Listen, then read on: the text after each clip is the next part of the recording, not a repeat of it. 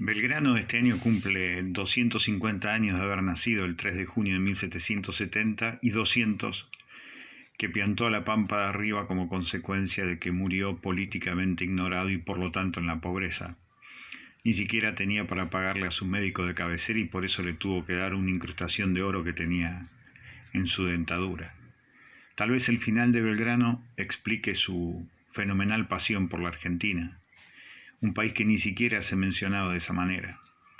Belgrano, cuando tenía 20 años, era el presidente del Colegio de Abogados y Ciencias Económicas de Salamanca, ese lugar que hasta el día de la fecha hay mucha gente que todavía dice que lo que Natura no da, Salamanca no presta, porque era algo así como la síntesis de la sabiduría de Occidente. Y eso es porque Belgrano había sido el segundo promedio de la Universidad de Valladolid en 500 años de su creación. Era la mente más notable que había tenido el siglo XVIII y parte del siglo XIX en lengua española.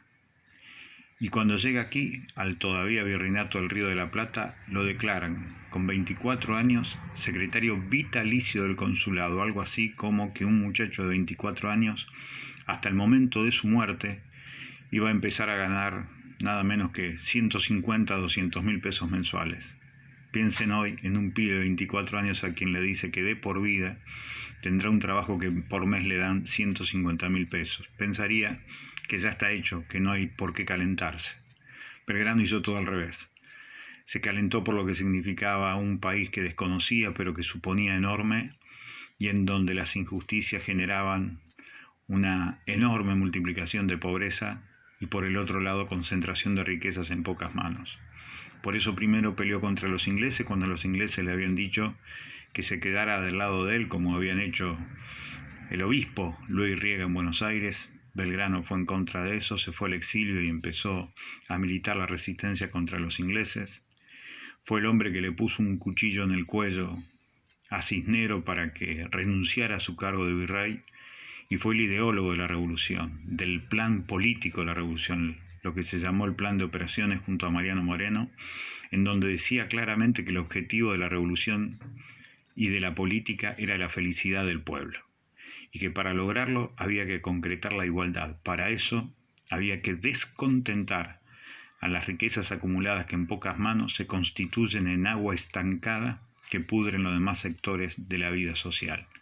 Y aunque eso descontente a 5.000 mineros, le hará la felicidad a las 400.000 personas que viven en estas tierras. Hasta el día de hoy, ese es el sueño colectivo inconcluso de la Argentina. Llegó a cruzar el río Paraná hasta llegar al Paraguay en el lomo del cuero de una vaca. Llegó a fundar la bandera argentina simplemente como símbolo de la esperanza por los 1.500 desesperados que lo seguían y no sabían en qué creer. Y fue el hombre que cuando ganó la batalla de Tucumán, los hacendados tucumanos le dijeron en 1812 que era el padre de la patria, y él lo que dijo fue que los verdaderos padres de la patria eran los soldados que lo seguían y ni siquiera sabían leer ni escribir, pero habían dado la sangre por aquella palabra maravillosa que era la palabra revolución. 7 años después, antes de morir, Belgrano fue engrillado en sus pies por esos mismos tipos de Tucumán. Se muere el 20 de junio de 1820 en la pobreza porque había declarado que todas las personas eran iguales, y junto a su amigo Martín Miguel de Güemes había declarado el fuero gaucho, una especie de documento de identidad en donde todas eran personas. También los esclavos eran personas libres y tenían derecho a tener propiedad, trabajo y dignidad. De Belgrano se conoce muy poco, como por ejemplo el Estatuto de los Pueblos Misioneros del 28 de diciembre de 1810, una verdadera constitución social en donde decía que el Estado garantizaba el trabajo para los mayores de 18 años y la educación para los menores de 18 años, que iba a repartir las tierras por iguales y darle por iguales, de acuerdo a sus necesidades, las herramientas para trabajar la tierra. Y en el punto 30 de ese estatuto, que hoy se desconoce en la Argentina, decía que había que cuidar los árboles para que las generaciones futuras tuvieran un buen lugar para vivir.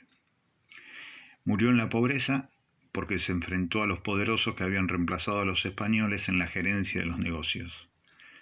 Entonces no podían permitir que un revolucionario en serio como Belgrano hiciera flamear la bandera de la igualdad en la vida cotidiana de los argentinos. Por eso un 20 de junio de 1820, dentro de poco se van a cumplir 200 años, Manuel Belgrano se murió no por enarbolar un pedazo de paño celeste y blanco, sino por intentar embanderar a la Argentina en su vida cotidiana de la noble igualdad, esa que hoy pierde por goleada, por la misma goleada que perdió Belgrano y murió en la pobreza 200 años atrás.